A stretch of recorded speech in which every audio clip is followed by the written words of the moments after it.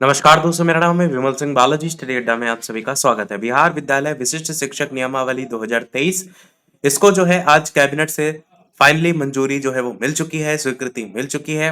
क्या कुछ होगा, किसके लिए होगा, इसकी बात लेकर के इस वीडियो में बात करेंगे। तो भारत के संविधान के अनुच्छेद 309 के परम तुक के अधीन प्रदत्त शक्तियों का प्रयोग करते हुए बिहार राज्यपाल स्थानीय निकाय के द्वारा जो नियुक्त शिक्षक हैं, उनको भी बिहार राज्य विद्यालय अध्यापक नियुक्ति स्थानांतरण अनुशासनिक कार्यवाही और सेवा शर्तें नियमावली 2023, उसके तहत नियुक्त किए गए जो विद्यालय अध्यापक हैं, उनके समान ही जो है वो किया जाएगा। उसके लिए ये जो नियमावली है वो लाई गई है। अब यहाँ पर जो मेन पॉइंट है कि किसको किस नाम से दिया गया है, वो यहाँ पर बताया गया है कि यह नियमावली बिहार विद्यालय विशिष्ट शिक्षक नियमावली 2023 कही जाएगी। इसका विस्तार संपूर्ण बिहार राज्य में होगा। यह अधिसूचना निर्गत होने की तिथि से ही आपका ये प्रवृत्त होगी। सरकार से क्या मतलब है, नियुक्त प्राधिकार से क्या मतलब, यहाँ पर शब्दों को लेकर के जो है वो बात की गई है।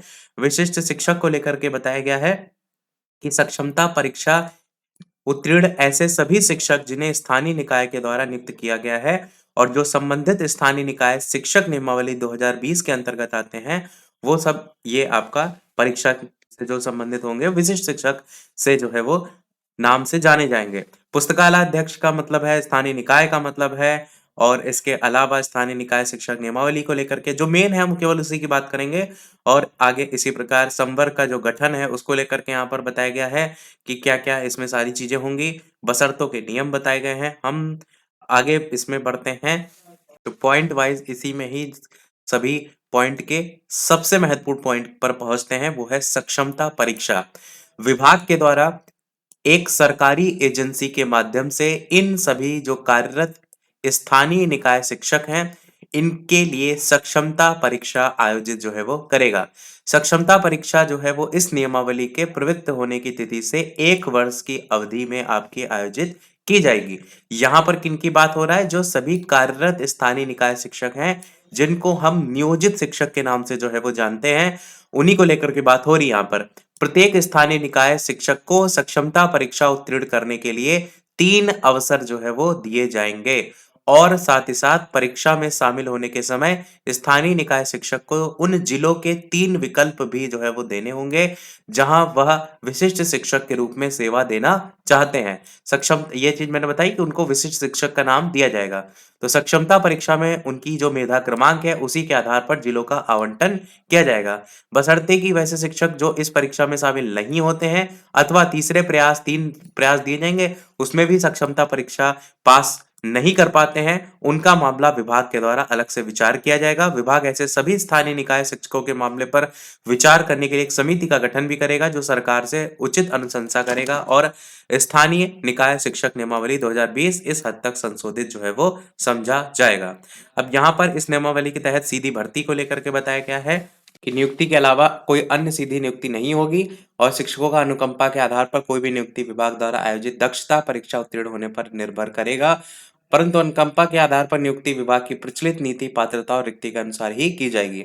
आरक्षण को लेकर के बताया गया है कि स्थानीय निकाय द्वारा नियुक्ति जो है वो किया गया था, उसी आरक्षण श्रेणी से ये संबद्ध रहेंगे। वरीयता को लेकर के भी बताया गया है कि एक विषयवार एक अलग वरीयता सूची तैयार जो है वो की जाएगी। प्रत्येक श्रेणी, चाहे प्राथमिक हो, चाहे मध्य हो, चाहे माध्यमिक हो, उच्च माध्यमिक है, तो उसके लिए विषयवार एक अलग वरीयता सूची जो है वो तैयार की जाएगी। विशिष्ट शिक्षकों की वरीयता निम्नलिखित मानदंडों के अनुसार तैयार की जाएगी। वो भी यहाँ पर बताया गया है कि स्थानीय निकाय शिक्षक के रूप में प्रशिक्षित वेतनमान प्राप्त करने की तिथि, जहाँ 2 शिक्षक उपयुक्त मानदंड के अनुसार एक ही तिथि साझा करते हैं, उनकी जन्म तिथि वरीयता के आधार पर मानदंड। इसी प्रकार 2 उपयुक्त जो मानदंड है उसके अनुसार एक ही तिथि साझा करते हैं, तो अंग्रेजी वर्णमाला। तो ये मेन आधार हैं। और किसी अन्य मामले का निर्णय विभाग द्वारा किया जाएगा अगर इन सभी में कोई जो है वो फिट नहीं बैठता है। वेतन की अगर बात करते हैं तो उन्हें प्रदान किए गए पूर्ण वेतन प्राप्त जो है वो करेंगे और इसके अलावा उनका जो वेतन होगा वो फिटमेंट मैट्रिक्स के अनुसार जो है वो देय होगा। अन्य भत्ते जो होंगे वो राज्य सरकार की जो प्रचलित दरें होंगी वो सारी जो है उन पर भी लागू होंगी। मतलब जो नियोजित शिक्षक हैं वो एक सामान्य शिक्षक की भांति जो है वो पूरा अधिकार उनको मिलेगा। आगे ये बताया गया है कि विशिष्ट जो शिक्षक है उनकी श्रेणी किस प्रकार से बटी हुई है, तो 1 से 5 तक की विशिष्ट शिक्षक, प्रोन्नति के लिए विशिष्ट शिक्षकों की जो अगली श्रेणी होगी वो ये रहेगी 6 से 8। प्रोन्नति के लिए जो समय अवधि है वो 8 वर्ष रहेगी और अभ्यर्थियों के उपलब्ध रिक्तियों के अनुसार यहाँ पर होगा। इसी प्रकार अगर 6 से 8 हैं तो आपका 6 से 8 तक के ही आप प्रोन्नति में जा सकते हैं, इससे ऊपर नहीं जा सकते हैं और 8 वर्ष का यहाँ भी समय है। इसी प्रकार 9 से 10 में देखेंगे तो 11 से 12 तक जा सकते हैं, 8 वर्ष का समय और इसी प्रकार अगर आप 11 से 12 में हैं तो 11 से 12 ही रह सकते हैं, परंतु यहाँ पर विशिष्ट शिक्षक की जगह क्या हो जा रहा है? वरीय विशिष्ट शिक्षक। सेम चीज़ यहाँ पर भी विशिष्ट शिक्षक की जगह वरीय विशिष्ट शिक्षक हो जाएगा, बाकी समय अवधि 8 वर्ष ही रहेगी। बाकी इसमें स्थानांतरण को लेकर के बताया गया है कि पद राज्य के अंतर्गत स्थानांतरण ही होगा और इसी को लेकर के यहाँ पर अलग-अलग शर्तों की बात की गई है। साथ ही इसमें बाकी चीज़ों को लेकर पॉइंट टू पॉइंट बताया गया है। लास्ट में एक अलग से प्रेस नोट भी रिलीज़ किया गया है जिसमें विद्यालय अध्यापक बिहार विद्यालय विशिष्ट शिक्षण नियमावली 2023 की स्वीकृति जो मिल गई है, उसके संदर्भ में ये जो है वो जारी किया गया है। और मेन इसका जो उद्देश्य दिया गया है, वो ये दिया गया है कि प्रारंभिक और माध्यमिक शिक्षा के प्रभावी प्रबंधन और शिक्षा में गुणवत्ता में सुधार के उपरांत राज्य में उचित शैक्षणिक वातावरण का निर्माण हो सके। और एक और यहाँ नोटिस देख पाएँगे जिसमें विद्यालय अध्यापक विशिष्ट शिक्षक नियमावली 2023 को जो स्वीकृति मिली है, इसके अंतर्गत लिखा है कि इस नियमावली के गठन के बाद वर्तमान में जो पंचायती राज और नगर निकाय संस्था है, उसके अंतर्गत नियुक्त जो कार्यरत शिक्षक हैं, पुस्तकालयाध्यक्ष भी हैं, वो इस नियमावली की नियुक्ति प्रक्रिया के माध्यम से राज्यकर्मी के नए संवर्ग में शामिल हो जाएँगे। तो मेन सबसे बात क्या है? ये राज्यकर्मी के नए संवर्ग में, क्योंकि इससे पहले भी कई बार जो बिहार के मुख्यमंत्री उन्होंने कहा था ना कि एक परीक्षा आयोजित होगी, जिससे जो भी नियोजित शिक्षक हैं उनको राज्यकर्मी का दर्जा मिल जाएगा। तो वो यही नियमावली है। परिणाम स्वरूप परिणामतः राज्य में प्रारंभिक और माध्यमिक शिक्षा के प्रभावी प्रबंधन और शिक्षा में गुणवत्ता में सुधार होने के उपरांत राज्य में उचित शैक्षणिक वातावरण का निर्माण हो सकेगा। तो ये मेन आधार जो है यहाँ पर दिया गया है।